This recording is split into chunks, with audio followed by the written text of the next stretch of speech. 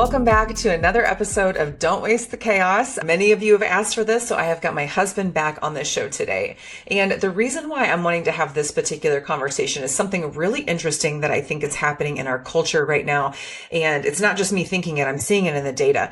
Marriage is becoming less common. Based off what I read, I saw in the early 1900s, there were about 12 marriages per 1,000 people in the US. Today, it's closer to 6 marriages per 1,000 people in the US. And at the same time, fewer people are having children. The US fertility rate recently dropped to about 1.6 children per woman, which is well below the level needed to sustain our population.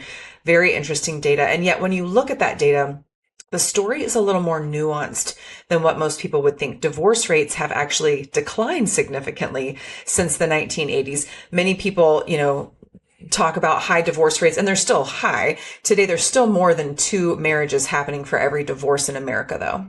So culturally, people are a little more skeptical of marriage, and that's what I want to talk about today. Not divorce, even though we've got some experience in that area too. I want to talk about the skepticism around marriage. The questions that I see young people asking are, is marriage really worth it? And does marriage limit your freedom? Is it financially risky? Does it work in modern life? So today we're going to have an honest conversation about marriage, why people still seem to be afraid of it, why the culture we think is getting it wrong, and what we've learned after building a life together that includes business and faith and family. And as a little context, I think this episode will be airing in April, and April 2026, we have been, I guess I would say, talking friends. Our relationship kind of started out-ish about 18 years ago. So we've been doing this for quite a while. And so I'm excited to have this conversation. So Terry, welcome back to the show.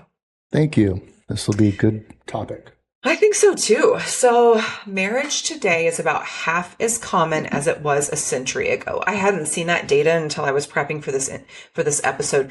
Why do you think that people are increasingly more hesitant to get married? Complete opinion, no data to back it up, but 47, almost 48 years of life and observing and living through relationships and being married for, I don't even know how many total years of my life. 27. I mean, almost 30, 30 years of my life I've been married. So I think there's a bunch of things. You've got social media, which starts developing children's perspective of what a marriage might be or might not be, expectations of perfection, expectations of the person that you marry to be the right one. Like there's only one person and you get married and everything's supposed to be perfect. And reality is, whether they're children, adolescents, teenagers, adults, they convince themselves that there's not a actual perfect person out there. And so they delay moving forward with a relationship and committing because they know that they've got to put in as everything that they have in order to try and make a relationship work. And that work is not seeming like it's worth it to them anymore, right? Like it's too much work. Yeah, it just seems like life would be easier to not be married because you get to do whatever you want. You get to spend your money however you want. You could see, date, sleep with as many people as you want. You don't have accountability. You're getting out of your parents' house and you're finally happy with not having to answer to anybody. And so you keep that perspective. Yeah. Or both, you do have relationships and you've been burned by them and you don't ever want to go through that again. Yeah, see that too. You mentioned money. You can spend whatever you want. That kind of stood out to me. Is marriage a good financial decision, do you feel like? That is something where there are numerous reports that significantly prove that marriage is a good financial decision. So I think it was something like married men earn upwards of 30 to 40% more than single men. Married households have a higher net worth than single households. And it's not just because there's 2 people. It's because of, I'm assuming it's because of the accountability and the responsibility that they have, especially if they're growing a family. Yeah. Actually, I pulled up the data while you were talking because we've talked about this before. And married households have significantly higher net worth, is what it shows. Let's see. Married households have higher median net worth at every age level compared to unmarried households. Married couples are far more likely to have a net worth above a $250,000 than single households. Looks like married couples under the age of 35 have 9.2 times the wealth of a single woman and 3.1 times the wealth of a single man. Economists are calling this economic pooling, higher savings rates, long-term financial planning, greater employment stability, shared assets, of course, such as home ownership. Why this matters: real estate is the largest wealth building tool for most Americans, and couples are significantly more likely to buy homes than single people. Looks like couples with more financial stability have lower divorce rates. Even having $40,000 in assets instead of zero significantly lowers the divorce rates. And there's some things that I see in their research. It looks like New York Times put out this thing called the singles tax. Singles must cover all of these expenses alone, like housing, utilities, insurance, groceries, taxes. And over time, this cost difference is hundreds of thousands of dollars, even approaching 1 million in some estimates. So sharing expenses, dual income, long-term planning, accountability, all reasons why it looks like the data says more financially advantageous to get married. Not why we got married, but lots of data out there showing that it's financially advantageous. I'd say more importantly than the money, there's also studies out there that say that you're likely to live longer if you're married. Both men and women live longer. Yeah, the health data. At least 8 years or something like that. I mean, once you're 95 years old, I don't know if you want to live 8 years longer, but statistically, it, I think the studies show that you will live longer. And I'm guessing part of that is because you're happier, which means you're more likely to be a happy person if you're married than not married. Yeah, those loneliness statistics. Even if you're spatting with your spouse, you're not lonely when you're Which together. then evolves to depression, financial instability, potential suicide, or just eating unhealthy and just living a less healthy lifestyle, which can contribute to not living as long. Do you feel like, divorce got a lot more popular, obviously, and a lot of young adults grew up watching divorce? And do you feel like the fear of divorce is driving fear of marriage? Because a lot of people in the generation younger than us grew up seeing these broken marriages. Do you think that's actually keeping people from wanting to get married in the first place? I think it could be contributing to people getting married later in life because they want to make sure, back again at the same premise, it's the right person, because they don't want to go through a divorce. They saw what that's like. They saw how it impacts the children. I mean, I was the same way and I still ended up divorced. My mom went, and dad, I don't even, it's double digits on the number of people altogether that both my mom and my dad married. And I saw later in life how that affected myself and my brother as a child. And I never wanted to put my children through that and ended up divorced anyways.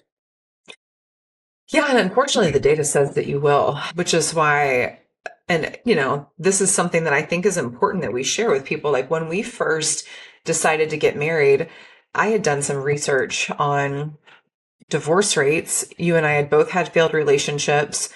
Yours included children. And the data was really stacked against us. I mean, the divorce rate for, I'll just throw out some of our stats. Like I had had a failed relationship. You had had a failed relationship. You had a teen pregnancy and you were the product of parents who had been divorced. So with like those four criteria, our probability for divorce was really high.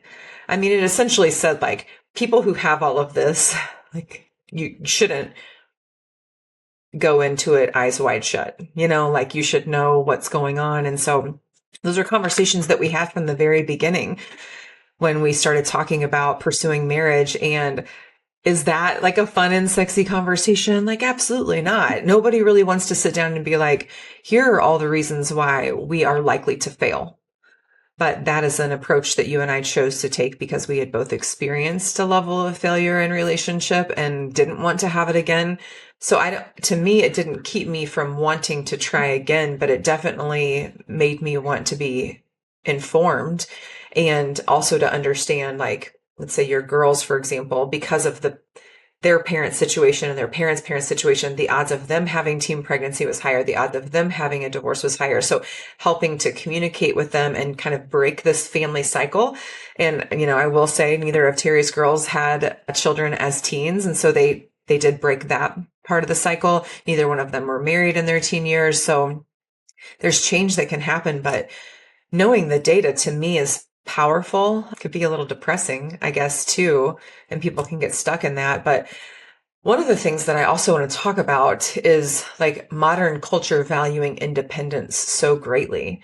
And that being part of the reason why people are afraid to commit to one another, because I've heard people say, like, I get lost. I don't know who I am anymore. I'm just so-and-so's wife. I'm just so-and-so's mother. And, I've lost myself. Let's talk a little bit about the independence in the modern culture and how that's negatively impacting marriage. I guess a lot of people, they feel entitled to, and they are.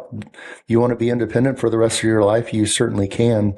But I think there's a misunderstanding of the word independence versus how it's being interpreted in today's society. So if I don't know what the Wikipedia's definition of independence is, but I interpret it as, being willing to accomplish things, the right things on your own at the right timing. And I think a lot of society's interpretation of independence is I, me, which is why when you go into a marriage with that perspective and you continue to only focus on yourself, the marriage is going to fail because it's not about you anymore. Yeah. If you're setting goals alone, then that marriage is going to be prohibitive to you. But I've seen my ability to reach goals has been higher because I've got someone knowing what they are, either holding me accountable, helping me get there, challenging me to it. But if your goals are only about yourself, yeah, absolutely. Marriage will be prohibitive to that. That feels like a really shallow way to live life to me. I guess, easy for me to say because I've been married for a long time, but I have a ton of goals, but my marriage hasn't held me back from reaching any of those. If my goal was to, sleep with as many men as possible throughout my lifetime, like, marriage would be a little prohibitive. But otherwise, any goal that I have, whether financially or betterment for myself, whether it's been around my health, my career, my parenting, any of that has been positively impacted by being married. So let's jump into commitment a little bit. People talk about commitment a lot, but I don't think everyone defines it in the same way. What does commitment in marriage mean to you? Committed is the same as knowing you're never going to quit. It's the same difference. Committed is 100%. So if you're committed to a mortgage and then you stop, you've got repercussions. If you're committed to a marriage and then you stop, you've got repercussions. Commitment means that if you do decide to quit, the repercussions are going to be there. You will never quit when you're committed to something. A marriage requires both parties to be committed 100% as often as possible. And there's some seasons in marriage where one person of the marriage is able to give that 100% and the other is not. And it's not necessarily the math that we understand it, because if the other person isn't given any and the person who is remaining committed is giving 100%, that doesn't necessarily mean that that's a healthy marriage just because it's 100%.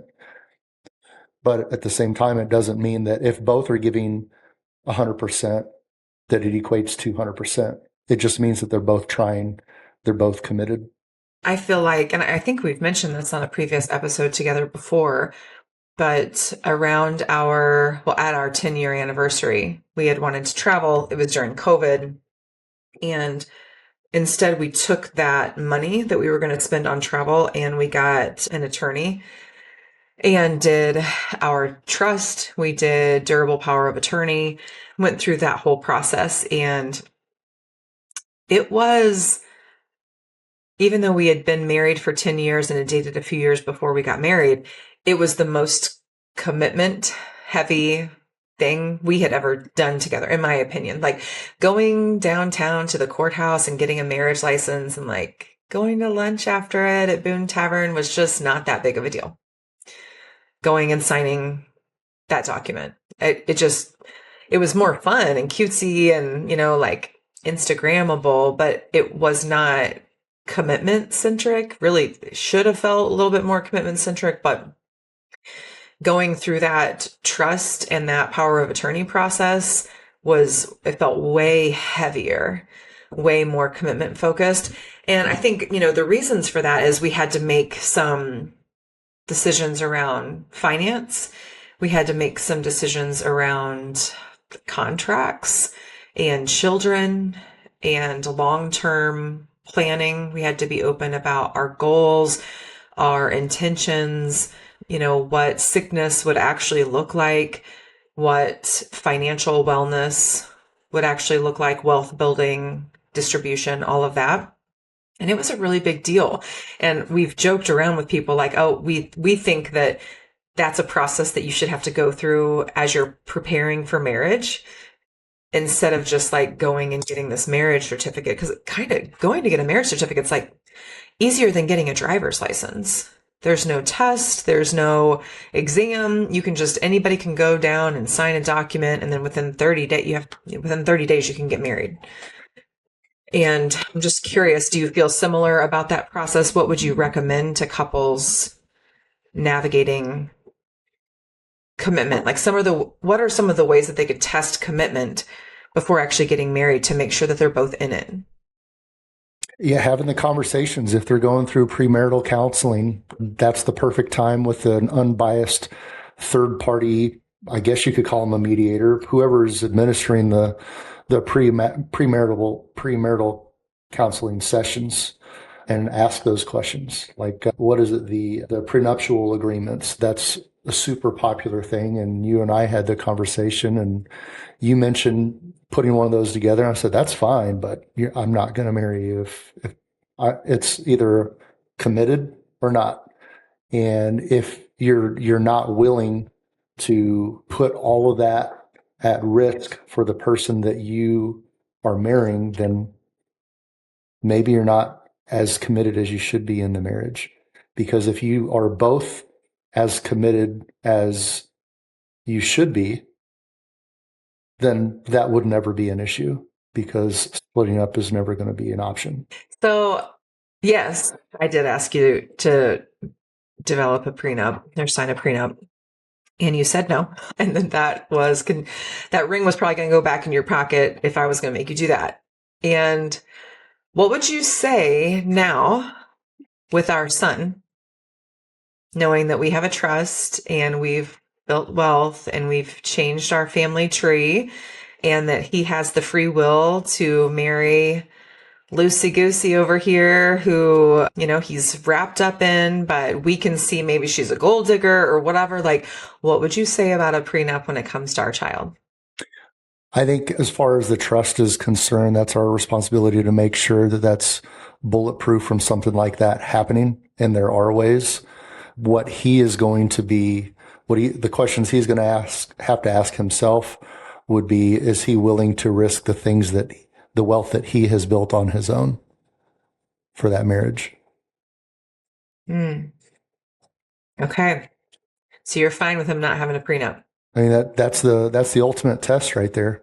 Yeah. And if there's no prenup and it costs them because one or both of them are not committed, then he won't do that again. It's true. And we shouldn't give him anything that would hurt us financially. It'll hurt the future that we've tried to build, for generational wealth, but we'll be dead or we'll die eventually. And it's not going to matter to us if our family is still wealthy or not. But I think more about the fact that I have my original engagement ring. I only have one band on right now, but I have my original engagement diamond that you gave me. And we upgraded around year 10 or 7, changed it around 7, upgraded around 10. And I want to give him that diamond to propose with eventually. But the thought that some girl could take the diamond that you gave me and then leave him or run, I know that this is the whole thing with relationships. Like with us, I have trust with you. I understand the commitment. So I'm like, yeah, of course, of course. And then I start thinking about our son and trying to apply it. And it's like, it starts to get wobbly. I start to see where people question it for themselves. I know our foundation and what it's built on. And to me, it's the faith element, not that Christians don't get divorces. I don't mean that at all. But I know where your faith is at and I know where my faith is at. And that's truly our driving factor for commitment to each other. You deserve my commitment, but you get it because I am a God-fearing woman.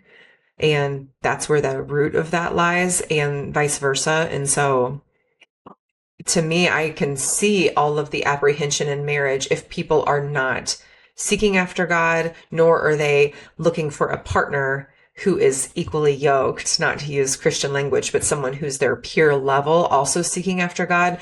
And I think the fall in Christianity has a lot to do with this. I mean, that's my personal opinion, but what do you think about that? Yeah, I mean, we talked about money, we talked about how long you live, and faith is just as important. It's probably more important than both, but more statistics out there that prove that the divorce rate is significantly lower where the marriage has a strong foundation of faith.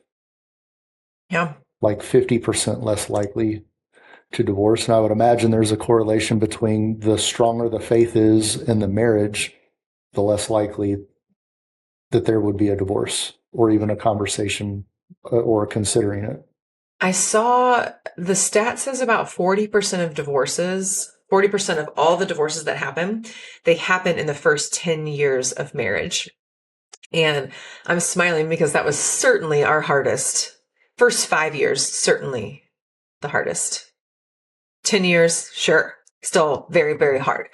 Still trying to figure out parenting.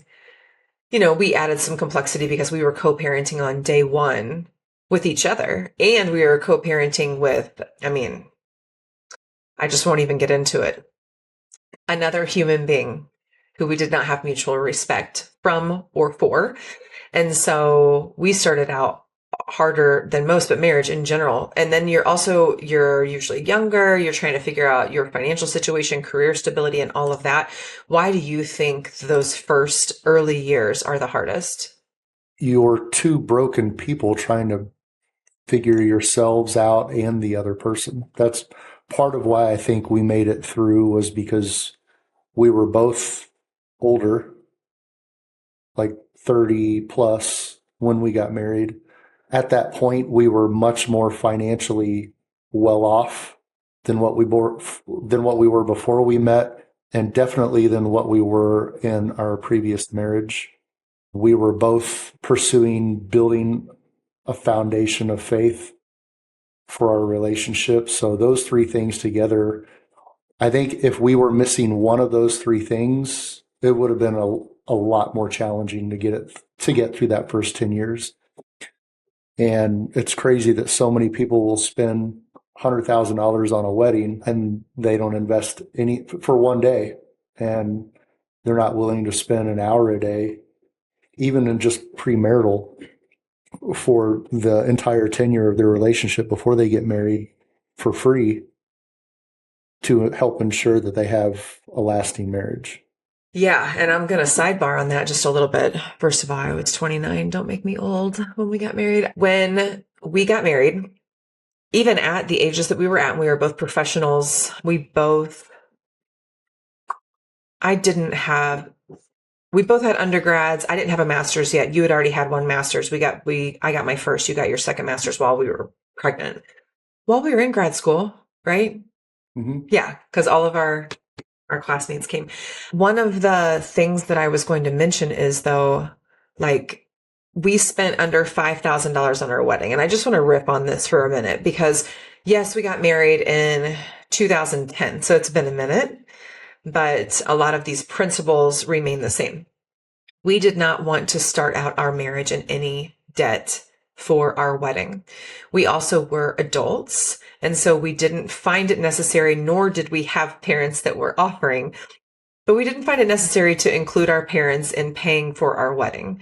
My parents were generous in a few different ways, but for the most part, because of our past and also because of the age we were at, it was our responsibility. I mean, if you're adult enough to go get married, I find it curious to be like, okay, but my mom and dad are paying for all of this. Anyway, that's a separate conversation. So we spent under $5,000. That included my custom made wedding dress, you renting tuxes for your groomsmen. I bought the bridesmaid dresses. Like, we also didn't want to make our wedding a financial burden to our friends. And I see so many young people being like, I'm going to have these 18 bridesmaids and everyone's got to buy stuff for my bachelorette party. And we're flying to Scottsdale. And then everyone has to buy a shower gift and they've got to fly to that and then come to our wedding. And it's this whole shabam. And the bridesmaid dress is $400 alone. And you'll never wear it again. Just all of these things. And that was one of the things we talked about from the very beginning. Like, we did not want this to be burdensome to anyone who is our wedding. So we wanted to pay for everything, but we also didn't really have the money. So we made it as cost effective as possible, but also as intimate as possible.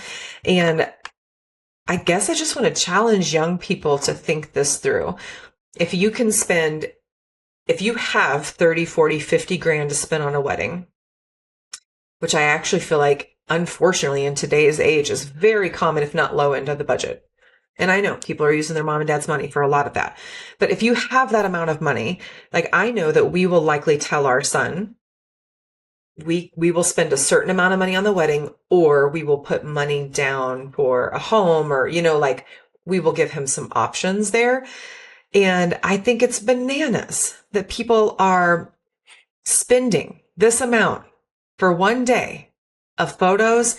It's a day that usually the bride and groom go home hungry from, or to their hotel hungry, because it's so busy. Their feet are hurting. The dress is trash.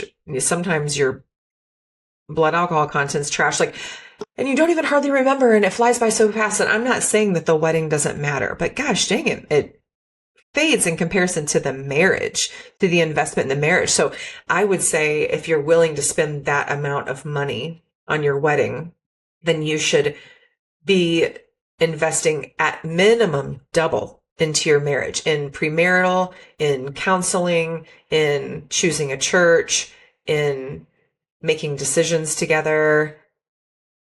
Would you agree? Like, I just feel like people are so upside down in this process. Yeah, 100%. The question would come, what does that investment, because it wouldn't necessarily be money being invested, but it's the time, but it's what you're doing with that time that you're investing in one another. And a few examples, one of my mentors said that he pulls up Corinthians 13. And I think it's not the full chapter, but it's like, anyways, it's primarily Corinthians 13, and he's got it memorized at this point because they've been married for like almost 60 years, but he reads it to his wife every day.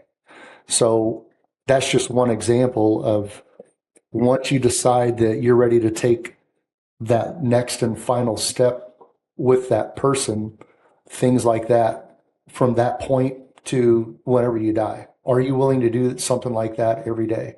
And if you are willing, then are you actually doing it? Is the other person willing to invest that way back to you? It doesn't have to be the same exact thing, but something that demonstrates that commitment. Because if they're not even willing to do that, and even if it's just trying to build a habit and not really even understanding truly what scripture like that means to one another, over time, as you say that on a daily basis, given what season of marriage you're in, it will mean different things, which is why he does that. So it's another way. I mean, if the engagement is kind of like a test to give you an idea on whether or not the marriage is going to be successful, investing in one another with practices like that should be some sort of an indicator on the likelihood of the marriage success. Don't ignore it either way. And if you think that investing in your marriage is going out and getting plowed with your girlfriends or your guy friends in a bachelor or bachelorette party, like, you are so sadly mistaken. We chose not to do that. And that's not because we're prudy Judies. Like, gosh, back in the day, we were throwing down still. We were having a good time, but we did it together. And you might say like, oh my gosh, well, that's overkill. I mean, I don't know who's still married, like who has a trustworthy, commitment centric marriage. And to us, we both agreed. Like, it wasn't even really a conversation. It wasn't like one of us wanted to do it and the other one of us didn't. We were both just like, seems like a bad idea.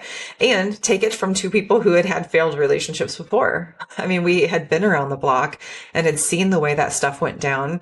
And if you have some wild oats that you feel like you need to sow the month, the week, whatever before your wedding, don't get married. Like, don't do that. Absolutely don't do that. If you've got one more thing that you need to throw out there, don't get married. You're not ready. And I would also say you're probably always going to have the capability. Oh, not probably. You're always going to have the capability to have sex with one more person. Have one more wild night. Like, you could do that forever. Is that fulfilling your life? Is that meeting your personal goals? To go out and do that. I just think people need to challenge themselves on where their priorities are at, because when I hear young people saying it's just really hard to find somebody who's willing to be committed because you can always swipe left or right and find another option. And I'm so sad. I'm so heartbroken for the younger generation that is the case, but I don't think it's the case for everyone.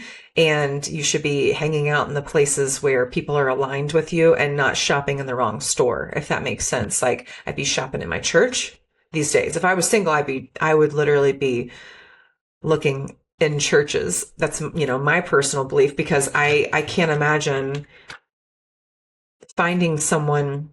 And I know a lot of people do, and we've got friends that do, and I'm not putting it down, but it is hard when you're constantly looking for a match, when someone else might have the stats might be a little bit higher or lower, and you can constantly, it's just this plethora of options. And it's really sad that that's where dating is at right now, in my opinion. Kind of bums me out. Surveys showing, one of the surveys that I read, that 70% of Americans believe raising kids right now is too expensive. Do you think financial pressure is one of the reasons why people are hesitating to get married or to start families? I think it's financial habits, it's lifestyle, and it's a misperception of what life is like in reality, because most people are posting the things that they're spending money on when, yeah, they might be spending money on those things, but they're not doing it on a regular basis. That's not their lifestyle. That's why they're posting it, is to show off. The other thing is, I see credit reports and bank statements on a daily basis, and it makes me sick whenever I hear people talking about the lack of affordability in America, just because I've been in many countries where the poorest people in America are 1,000 times richer than the people in these other countries. And the people in these other countries are actually some of the happiest people I've ever met. And they have absolutely nothing. But a lot of Americans have far more than those people ever will. And they're literally committing suicide because they think that they're so poor. And a lot of that, obviously, the perception that they have of entitlement and laziness and convenience, that they're not getting what they want. Again, it's back to the selfishness and the independence. Like, if they truly wanted independence, they would be a little bit more financially savvy with how they're spending their money. And based on a lot of the credit reports and bank statements I'm looking at, that's not happening.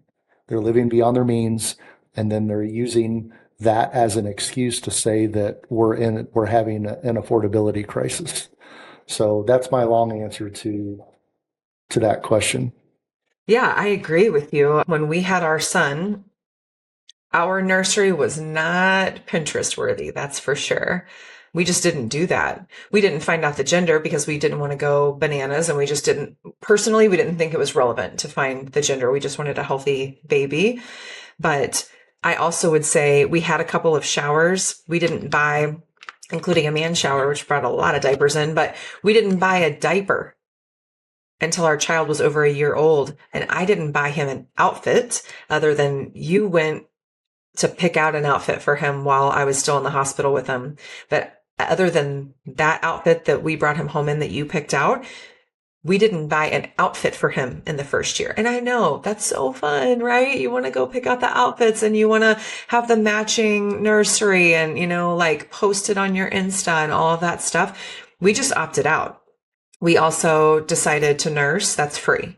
We didn't buy all of the gadgets. We didn't buy any of the gadgets. We just felt like people had been keeping babies alive for centuries and generations upon generations, and we didn't feel like we needed all of that, so we didn't buy any of it. But we also value not having clutter in our home. We just felt like it wasn't necessary. As soon as we were done with things, we passed them on or donated it or sold them. And I don't feel like it was expensive to have him. It just wasn't. And it wasn't because I wasn't high risk, because I was, and, that everything was perfect medically, because it wasn't, it wasn't like that. But we were good stewards with our resources during that time. And we got pregnant 6 months after we got married. So we didn't have a lot of time to build financial wealth in between then, but we just really prioritized what we were spending, and we didn't go anywhere. We didn't eat out. We didn't do any of that because we knew the season of life that we were in, and we knew what we would have to do, or we would go in debt, to your point, and we chose not to. We weren't going to go in debt over eating out and taking little weekend trips or a little treaty because I deserve it, because I work so hard. It's like, no, that's going to ruin your future. You have to decide, like, am I here for the now, or am I trying to build wealth? And when I hear people want to build wealth, but then constantly blow money now, I'm like, well, it's your own goals that are a problem. It's not America. Yeah. And back to the wedding. So you said you had your wedding dress. It was custom made, and it was actually custom made by a red carpet fashion designer. I think she made a dress for Megan Fox. Yep. And we won't say how much we paid, but we will confirm that it's not as much as what most people would think, mainly because it was just our network and our friends. Suzanne Scott Lay, shout out to her. She was the one that did it, and she made it very affordable for us to do so. So the point there is, like, leverage your family and friends and network instead of racking up your credit card just to have a pretty, scene so that you can get pictures of it to post on social media, because you'll absolutely regret it. And back to, like, the courting phase, the engagement, and getting your bachelor party out of the way to, one last time, have one big banger. Like, even long before that, if you're not even in a relationship right now, like, just know without any doubt whatsoever, I know this, when you get married, whatever you're doing now is going to come up in a conversation, even though you might not even know that person right now.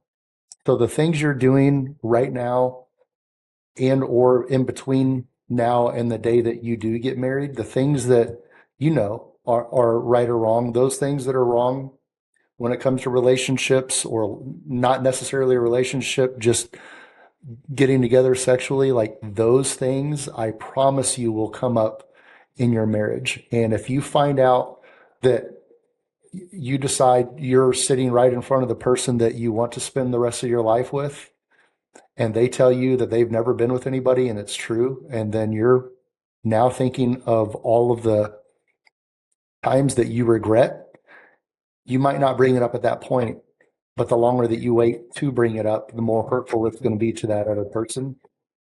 So you need to bring it up at that point, or just stop doing it right now. It'll make it a lot easier for you when you're going through that process, and you'll be glad that you did it. Yeah, and we went through that, of course, with each other, with those conversations, and starting out as friends and being really open. And then, it was a tougher transition when we started to get serious, but now it's coming up again because we have a teenager who's maturing and navigating relationships, and those conversations are popping up again.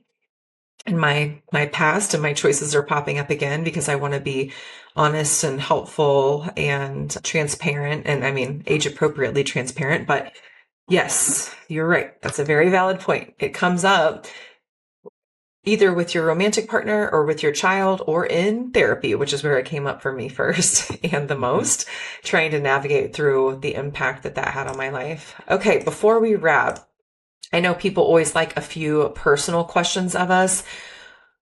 Let me ask you this. What do you think people misunderstand about long-term marriages? So you and I have been married for 16 years this year. And what do you think that most people have like a misconception about after you've been married for a long time? Sometimes I think there's a misperception that marriage gets easier. And if you're not committed to one another, then it won't. I mean, you have to put in the work. It's just like if you think about going to the gym all the time, but you never do, but your heart is in the right place, then you're not ever going to get more healthy. You actually have to do the things. So that's exactly why you could be married for 45 years, but if one or both of you are not fully committed and trying, then it's going to be a miserable 45 years. It's work. It's effort that you have to put in on a daily basis. You've got to be intentional about it. Yeah, I would say, I'm not going to say most, but a lot of our friends who have been married for a long time, like us, are going in the opposite direction in their marriages than we are. Yeah, I'd say like being vigilant for your marriage. You get complacent and it is easy to do so. Even if the marriage isn't bad, it just becomes complacent. Then as soon as you get bored, it's just like anything. You get bored, your mind wanders. And if your mind is wandering and you're isolated and or you are around people that are not in full support of your marriage, it opens up your mind to more options that really aren't options. And it's going to take you down a dangerous path. So being intentional about it. What do you think? We'll wrap the episode up with this. What do you think are the top, let's say, 3 things that we do that keep our marriage in a healthy place? Intentional about our faith, intentional about our time, and intentional about our money. Yeah, and just to get a little more practical for you guys on those, intentional about our faith. We make decisions on where we're going to go to church together and at what consistency and what it looks like to involve our child in that. So we're very specific. Like you all likely know, we moved in the last 3 years and made very intentional decisions about where we were going to attend church as a family. And that includes how much money we're going to give to that organization when there's capital calls for, let's say, growth. Our church is doing a kitchen project right now. How much we decide together. We sit down and make a decision together. Terry's serving from a security capacity, talking about those conversations. I'm on the selection committee. So how much time are we going to give to church and what does that mean for us and what are our expectations of our child? Being intentional about our time. We are both really committed on like spending time together. And in this season of life, one of the things that we say often is like our priority is parenting right now. And we even asked our son last night, what would you say we work the hardest at? Because this was a question that got brought up during children's church at our church the other day. And, you know, people were like, their job or whatever. And I didn't know what our son would say. I actually thought he might say our businesses. I wasn't sure. Cooking. I don't know. I wasn't 100% sure. And he said, me, you probably work the hardest on keeping me alive is actually what he said, which is funny, but true. Keep him on the right path. We are in a season of parenting, which means we say no to a lot of trips without him or things that don't involve him or putting our friends over our family or any of that because we are in a season of parenting because we have 4 years left. And then you said intentionality with money, and that the way that plays out is when we were younger, we used to like not spend, I think the amount was like roughly $250, that we wouldn't spend more than that amount without talking to each other, kind of increased to 500. It's changed now later in our lives because we have some more financial freedom, but we still regularly have conversations together if it impacts something that we're buying for the house or for the farm or even for our businesses. We talk pretty openly about investments and what that looks like and how our businesses are going to pour into our personal checking and expectations around that and accountability. And so That's just kind of on the practical side if you're wondering specifically what that looks like. And if you've got questions, shoot us a message, and we're happy to have that conversation or point you in a direction. And before I ask you if you have any parting thoughts, so think about that. Here's what I would leave you with. If you're listening to this and you're in a marriage that's in a tough spot, or you are seeking marriage, or you are experiencing singleness but would like to be married, the number one resource that I think we both say that we ever accessed was The Meaning of Marriage by Dr. Tim Keller.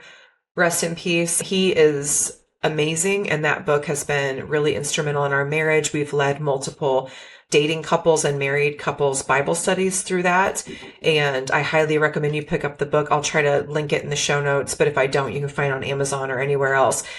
The Meaning of Marriage by Dr. Tim Keller. And I recommend that unless you're single, read it with your dating partner or your married partner and work through it together, have the conversations. It's very challenging, but moved the needle probably the most in our marriage, outside of only second to moving in the middle of nowhere. Yeah, the last thing I would add is if you're not dating anybody, or you are, just keep this question in mind to the things that you're doing specifically regarding relationships. You can apply this question to everything, but since the podcast is dedicated to marriage, ask yourself this question whenever you're debating on dating somebody, or taking your current relation to the next step, or what you're about to do if you're in a relationship and you're not with that person and you're traveling, or whatever the circumstances are. And it's Andy Stanley. He just says, ask yourself, what is the wise thing to do? So you can start with that question. Am I about to make a wise decision in doing this? And it doesn't necessarily mean a bad decision or a good decision, but it's all based on your past experiences related to the decision that you're about to make, your current circumstances. Are you in a relationship or not currently? Would that honor the person that you're in a relationship with, the thing that you're about to do or not do, and your future hopes and dreams? Considering those things, is what you're about to do a wise decision? And if you follow that grid through all of your big decisions, that really could even start out with the smaller decisions, it will help increase the chances of you having a more successful relationship. Yeah, and I recommend you do that study. Terry and I have done that study a few different times as well. And the full question is, and he alluded to every step, what do I know from my past experiences, from my current circumstances, and based on my future hopes and dreams, based on all of those things, what's the wise decision? I recommend you Google that and find Andy Stanley has a sermon series on that. And we've done that with groups. We've done that on our own. I think it's like 6 sessions, something like that. And he walks you through it. And if you haven't listened to Andy Stanley, he's one of the most repetitive gentlemen I've ever heard in my entire life. But we can remember it because he repeated it so many times throughout that sermon series. It's not overly Bible-y. So if you're not a person of faith, I still think it's a really great jumping off point to help you make wise decisions about anything, but specifically in this context for relationships. So, Terry, anything else you'd add before we wrap? That's all I've got. Okay. Well, folks, we know that relationships are complex and they can feel like chaos, but to us, the work has been worth it, and we hope it is for you. And so don't waste the chaos. Embrace it. Until next time.